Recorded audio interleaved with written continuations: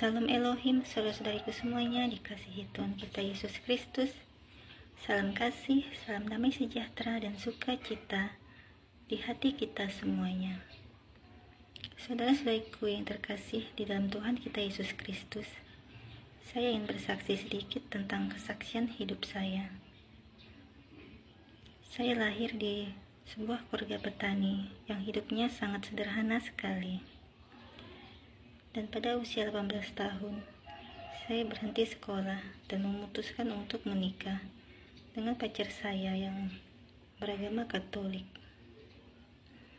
Saya berhenti sekolah karena orang tua saya hidup susah dan kesulitan untuk membiayai biaya sekolah kami, karena saya dan beberapa orang kakak saya bersekolah pada waktu itu.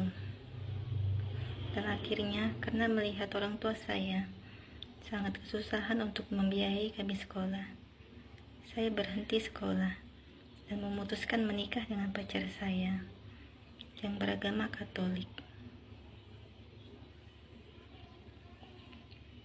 Sebelum saya menikah, ibu saya bertanya kepada saya, "Apakah kamu yakin mau menikah dan masuk agama Katolik? Karena nanti kamu menyembah berhala," kata ibu saya. Karena orang Katolik menyembah patung Tuhan Yesus dan menyembah patung Maria. Dan saya mengatakan kepada ibu saya, meskipun saya masuk di Katolik, saya tidak mau menyembah berhala. Iman saya tetap kepada Tuhan Yesus. Dan akhirnya saya menikah di usia 18 tahun dan ikut dengan suami saya agama Katolik. Dan setelah saya memiliki 2 orang anak, seorang putra dan juga seorang putri, pada tahun 2010 saya merasakan ada sesuatu di dalam hati saya. Saya merasa sangat sedih dan saya merasa hati saya hampa.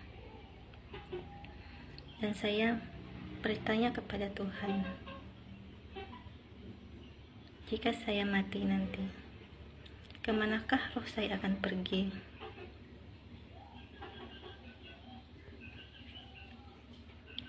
Apakah saya masuk surga atau saya masuk ke neraka?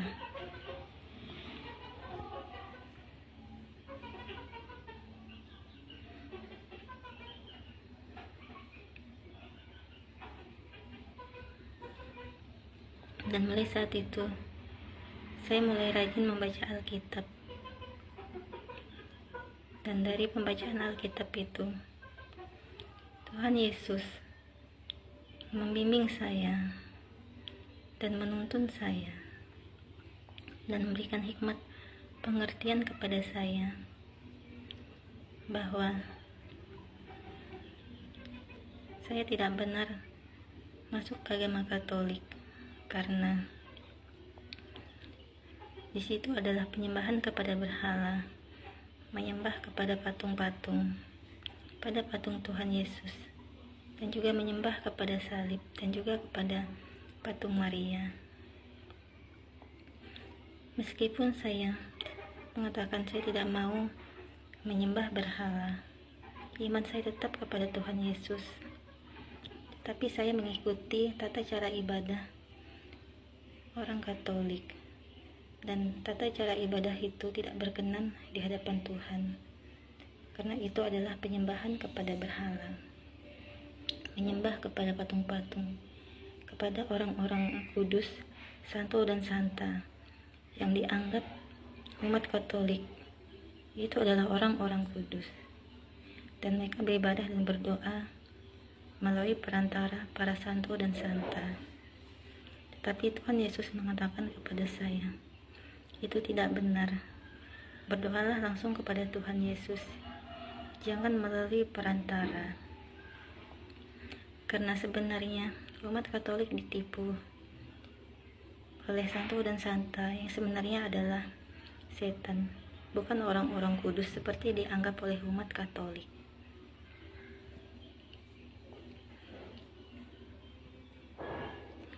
Dan juga Tuhan Yesus memberitahukan kepada saya bahwa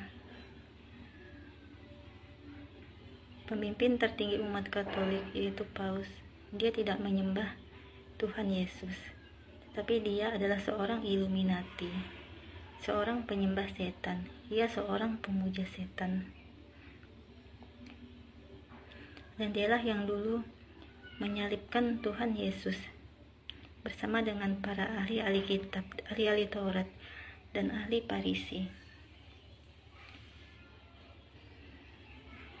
Dan si ikan paus ini adalah kaki tangan Lucifer.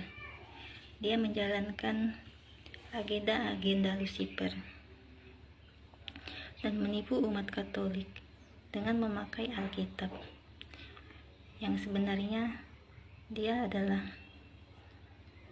iblis setan dajjal itu sendiri, si ular tua yang tertulis di kitab Wahyu.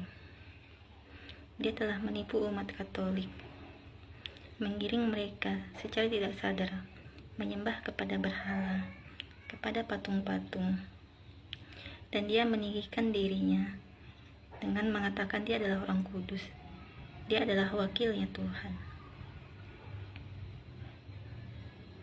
Karena Paus ini dianggap umat Katolik adalah orang yang sangat kudus dan sangat suci, dan mereka sangat menghormatinya karena dia adalah orang yang sangat kudus dan dapat berbicara dan berhubungan langsung kepada Tuhan. Tapi sebenarnya yang Tuhan bukakan kepada saya pada waktu itu, si ikan paus ini adalah kaki tangan Lucifer. Dia menipu umat dengan menggunakan firman Tuhan, menggiring umat kepada penyembahan berhala, dan dia juga ingin disembah sama seperti Tuhan. Dia ingin umat Katolik menyembahnya, memujanya, dan memujinya. Dia ingin menyamakan dirinya sama seperti Tuhan. Setelah saya mengetahui hal ini, saya mengatakan kepada suami saya, dan suami saya sangat marah sekali. Dia tidak percaya kepada saya.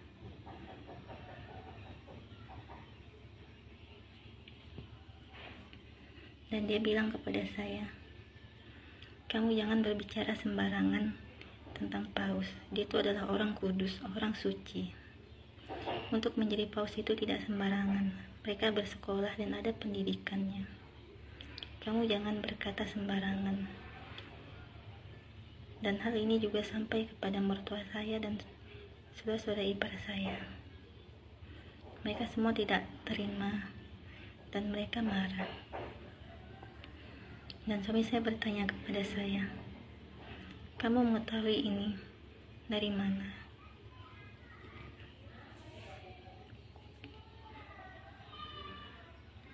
Dan saya bilang,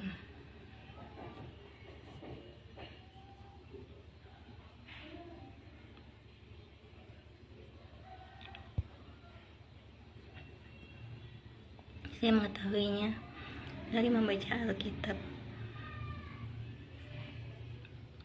Dan Tuhan Yesus memberitahukannya kepada saya. Mereka sangat marah dan tidak terima.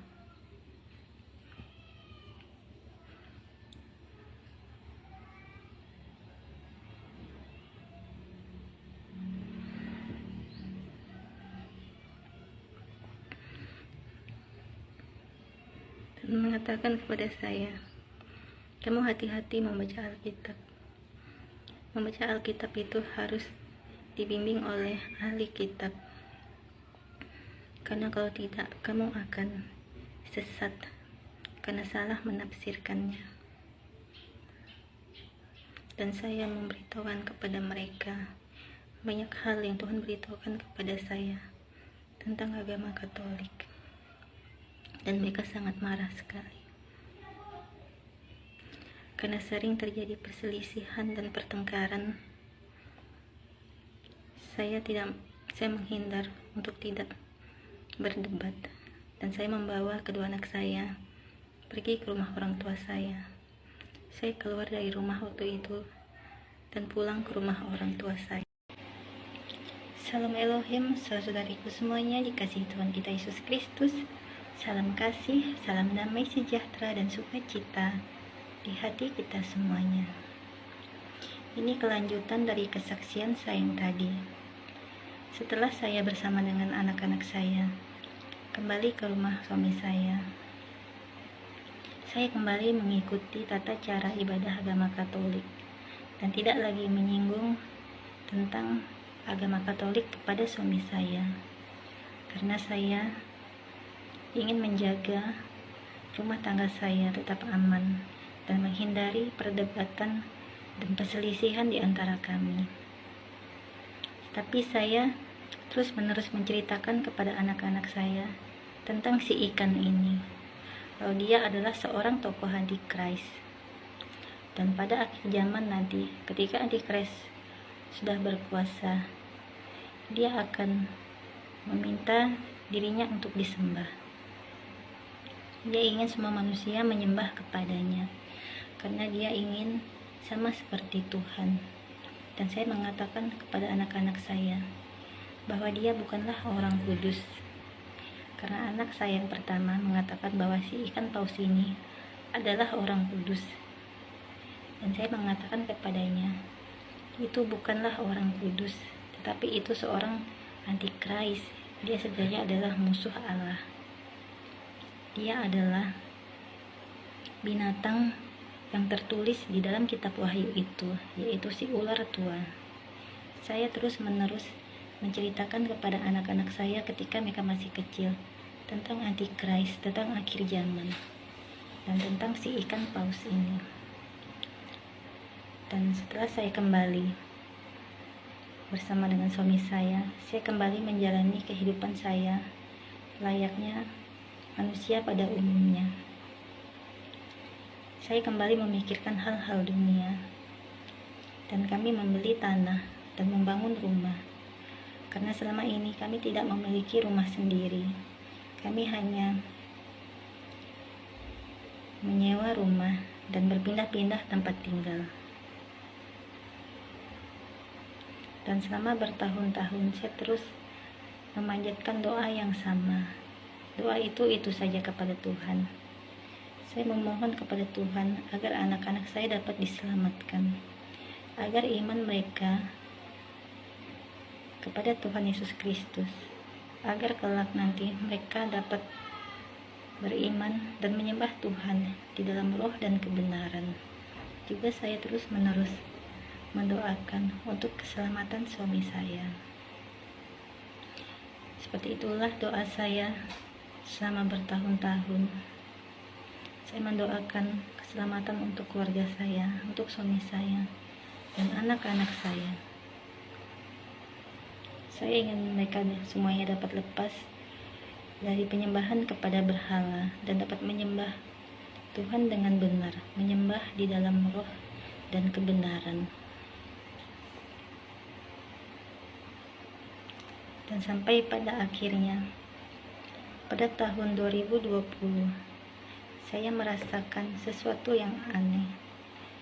Setiap kali saya melihat langit, awan, dan juga melihat semua yang alam yang diciptakan Tuhan, saya merasa ada suatu kedamaian dalam hati saya, dan ada satu kerinduan yang sangat dalam hati saya.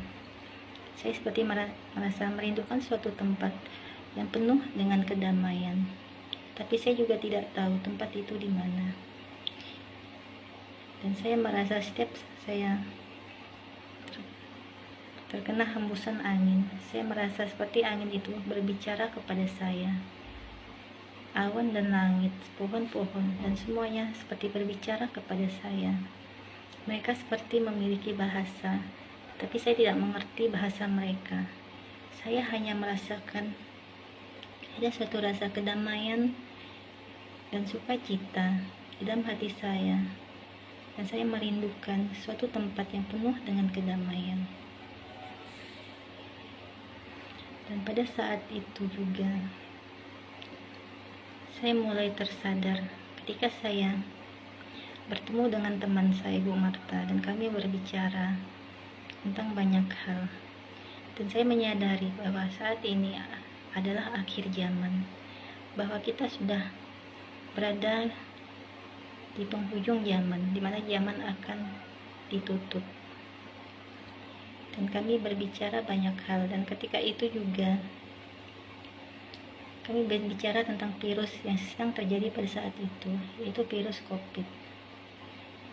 Dan pada saat itu kami menyadari bahwa virus ini adalah agenda dari si Antikris, bahwa pandemi ini adalah agenda dari para elit global untuk menandai umat manusia melalui cairan jus naga yang akan disuntikan kepada manusia.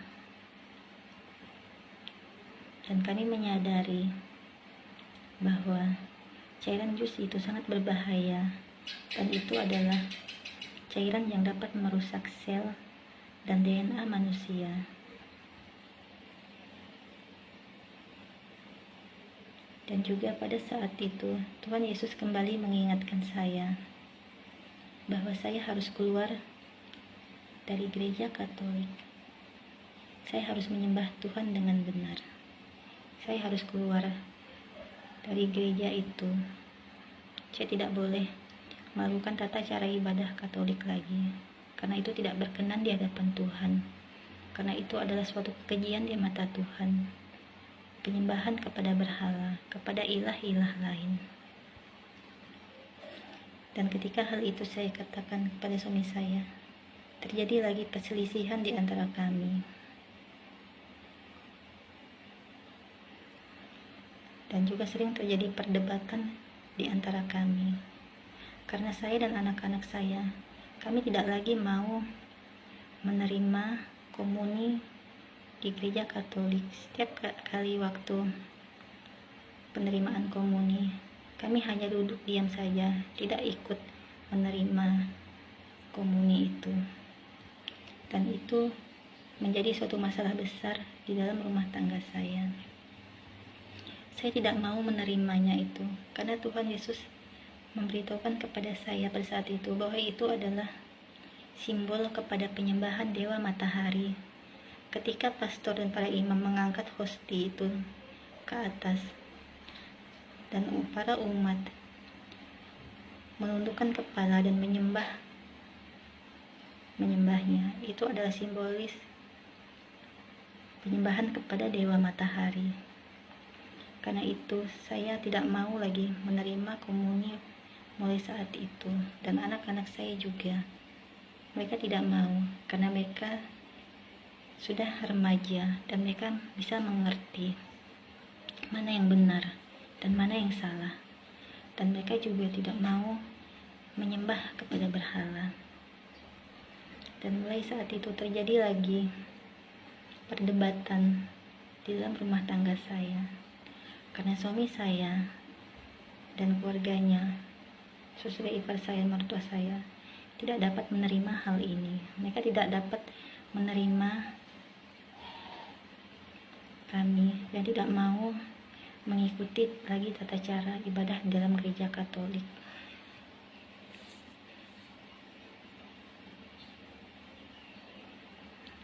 Dan juga ketika cairan jus itu diberlakukan, saya mengatakan kepada suami saya bahwa itu adalah tanda binatang yang tertulis dalam kitab Wahyu. Tetapi mereka tidak mau percaya. Mereka tidak mau mendengarkan saya. Mereka menerima cairan itu. Mertua saya dan saudara-saudara ipar saya, mereka menerima cairan itu. Tetapi suami saya pada waktu itu belum menerima. Dan saya terus mengatakan kepadanya tentang cairan itu. Cairan itu sangat berbahaya sekali, dan saya melarangnya untuk menerima cairan itu. Tapi pada akhirnya dia tetap menerima karena ajakan dari orang tuanya dan saudara-saudaranya.